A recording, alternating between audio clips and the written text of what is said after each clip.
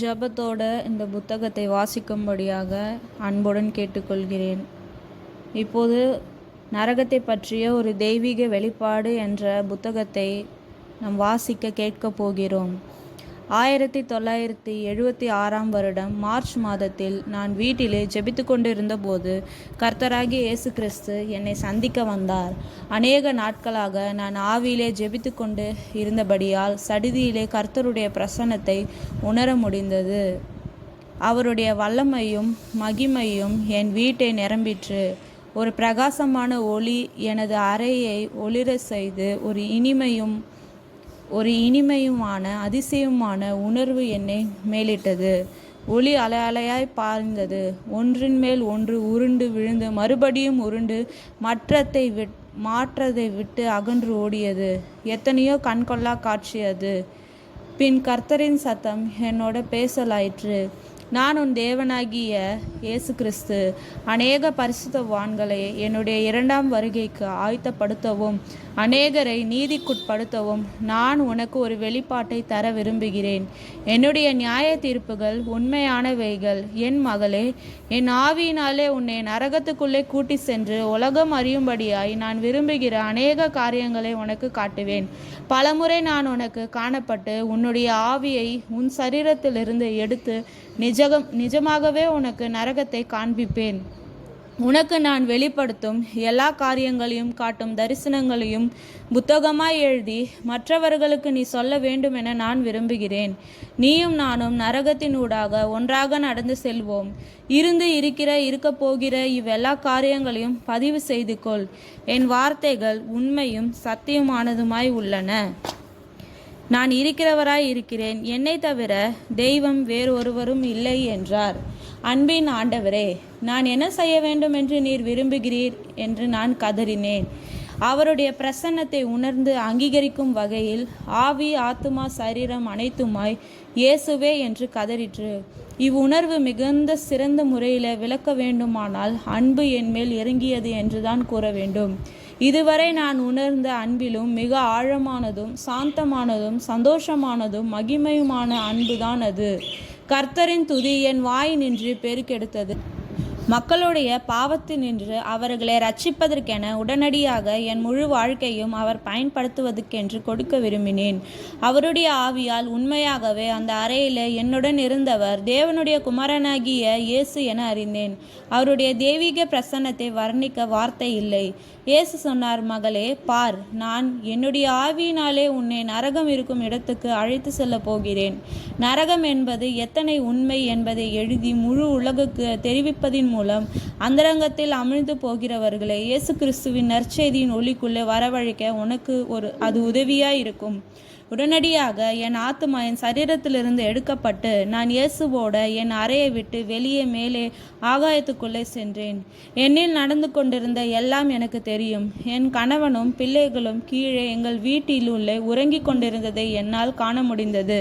நான் இறந்து விட்டதைப் போலவும் என் உடல் கீழே என் படுக்கையிலே விடுவிடப்பட்டு என் ஆவி இயேசுவோட வீட்டின் மேற்பகுதியினுடை வெளியே மேலே செல்வது போலவும் இருந்தது.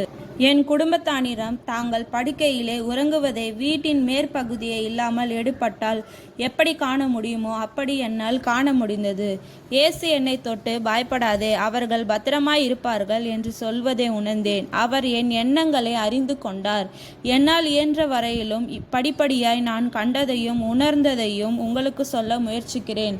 சில காரியங்களை நான் புரிந்து கொள்ளவில்லை. கர்த்தராகிய இயேசு அவற்றில் அநேக காரியங்களை அர்த்தத்தையும் எனக்கு விளக்கி சொன்னார். ஆனால் சில காரியங்களை குறித்து எனக்கு விளக்கம் தரவில்லை.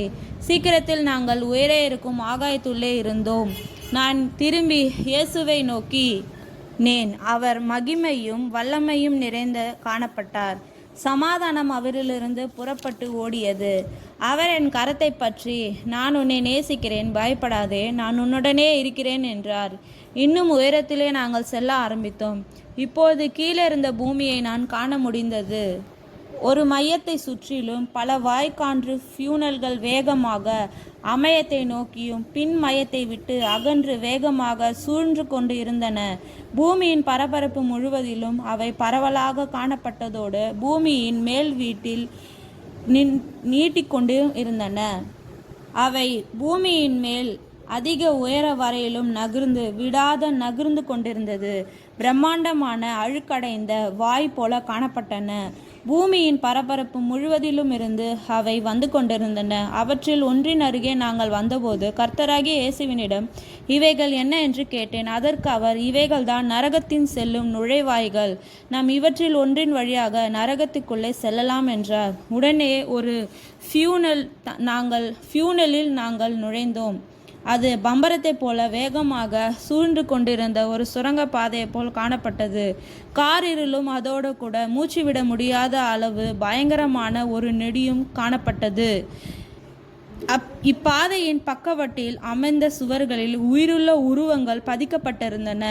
காரிய சாம்பல் நிறமான இவ்வுருவங்களில் அசைவாட்டம் இருந்ததோடு அவை நாங்கள் கடந்து சென்றபோது எங்களை நோக்கி அலறின. எனக்கு யாரும் சொல்லாமலே அவை அசுத்தமானவை என அறிந்தேன். அவ்வுருவங்கள் அசையக்கூடியவாய் இருந்தாலும் சுவர்களிலே பொருத்தப்பட்டிருந்தன. அவைகளிலிருந்து பயங்கரமான ஒரு நாற்றம் கிளம்பியது. அவைகள் எங்களை நோக்கி பயங்கரமாய் அலறின. அச்சுரங்க பாதையிலே ஒரு கெட்ட ஆவியின் அசைவாட்டம் இருந்ததை நான் உணர்ந்தேன். சில தடவை அவ்வுருவங்களிலும் கூட சில உருவங்கள் என்ன என்பதை யூகிக்க முடிந்தது. ஆனால் அவற்றிலுள்ள பல ஒரு வகையான மந்திரத்தால் மூடப்பட்டிருந்தன. நான் இயேசுவின் கையை இறுக பற்றி, ஆண்டவரே, இவை என்ன என்றேன். நான் இயேசுவை நோக்கி, இவைகள் என்ன ஆண்டவரே என்றேன். அதற்கு அவர், சாத்தான் கட்டளையிடும் போது பூமியின் மேல் அனுப்பப்பட்டு இருக்கிற அசுத்த ஆவிகள் என்றார். கீழே சுரங்க பாதையிலே சென்று கொண்டிருந்த போது அந்த உருவங்கள் எங்களை பார்த்து சிரித்து கூப்பிட்டன. எங்களை தொட முயற்சித்தன. ஆனால் இயேசுவின் வல்லமை இருந்தபடியால் அவைகளை எங்களால் தொட முடியவில்லை. அங்கு நிலவிய அசுத்தமான மாசுபடுத்தப்பட்ட பயங்கரத்தை கண்டு நான் கூச்சலிடாமல் இருந்தது இயேசுவின் பிரசன்னத்தால் மட்டுமே. எனக்கு எல்லா உணர்வுகளும் நிச்சயமாய் அப்போது இருந்தன. என்னால் கேட்க, முகர, பார்க்க, உணர, ஏன் அங்கிருந்த பொல்லாங்கை ருசிக்கவும் கூட முடிந்தது. என் உணர்ச்சிகள் மேலும் வலிமை பெற்றனால் அங்கிருந்த துர்நாற்றம் அழுக்கும் என்னை நிலைக்குலையாக செய்தன. அச்சுரங்கத்தின் அடிப்பகுதியை சென்றடையும் போது அலறல்கள் அங்கிருந்த காற்றை நிரப்பின. நெஞ்சை பிளக்கும் சத்தங்கள் அந்த இருண்ட சுரங்க பாதையிலே எங்களை வந்து அடைந்தன. எல்லா வகையான சத்தங்களும் கேட்டது. என்னை சுற்றிலும் பயம், சாவு, பாவம் இவற்றை என்னால் உணர முடிந்தது. இதுவரையும் நான் அறியாத துர்நாற்றம் அவ்விடத்தை நிரப்பியது. அழுகிய மாம்சத்தின் நாற்றமும் எல்லா திசைகளிலும் இருந்து வருவது போல தெரிந்தது. உலகிலே இப்படிப்பட்ட பொல்லாங்கை நான் உணர்ந்ததில்லை. புலம்பல் குளறுகளை கேட்டதும் இல்லை. விரைவிலே இவை மரித்தவர்களின் ஏக்கங்கள் என்றும் அவைகளின் புலம்பலால் நரகம் முழுவதும் நிரம்பி இருந்ததென்றும் கண்டேன். கொஞ்சம் அசுத்தம் காற்று வீசியதையும் ஒரு சிறிய உறிஞ்சின் சக்தி எங்கள் முன்னால் இருந்ததை நான் உணர்ந்தேன். மின்னல் போன்ற வெளிச்சம் அக்காருளை ஊடுருவி சென்றது. ஆனால் சுவர்களிலே சாம்பல் நிற நிழல்கள் பட்டன. என் முன்னால் ஏதோ ஒன்றின் உருவம் தெரிந்தது. அது ஒரு பெரிய பாம்பு என நான் அறிந்தபோது அதிர்ச்சியால் பின்வாங்கினேன். இன்னும் கூர்ந்து நோக்கிய போது அது போன்ற அருவருப்பான பாம்புகள் எங்கும் நெளிந்து கொண்டிருந்ததை காண முடிந்தது. இயேசு என்னிடம், நாம் விரைவிலே நரகத்தின் இடது காலுக்குள்ளே நுழைய போகிறோம். அங்கு மிகுந்த துக்கமும் பரிதாபமும் வருத்தமும் விவரிக்க முடியாத பயங்கரமும் இவற்றை நீ காண்பாய். எனக்கு மிக அருகிலே இரு. நரகத்தின் ஊடாய் நாம் செல்லும்போது நான் உனக்கு பலனையும் பாதுகாப்பையும் அளிப்பேன் என்றார்.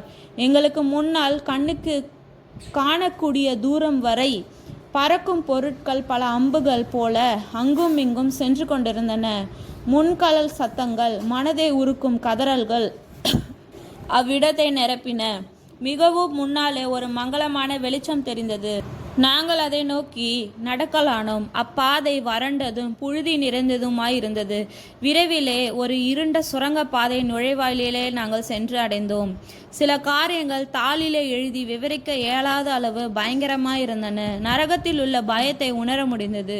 இயேசு இல்லையெனில் அந்த பயத்திலிருந்து மீள முடியாது. நான் பார்த்த காரியங்களில் சில எனக்கு புரியவில்லை. ஆனால் ஆண்டவரோ அனைத்தும் அறிவார். அவர் நான் பார்த்ததில் பலவற்றை புரிந்து கொள்ள உதவி செய்தார். நான் உங்களை எச்சரிக்கிறேன், அந்த இடத்துக்கு போக வேண்டாம். அது கடுமையான உட்பாதை, தாங்க முடியாத வேதனை, நித்தியமான வருத்தம் நிறைந்த பயங்கரமான இடம். உங்கள் ஆத்துமா அழிவற்றது, அது எப்போது வாழும். அதுதான் உண்மையான நீங்கள் என எண்ணலாம்.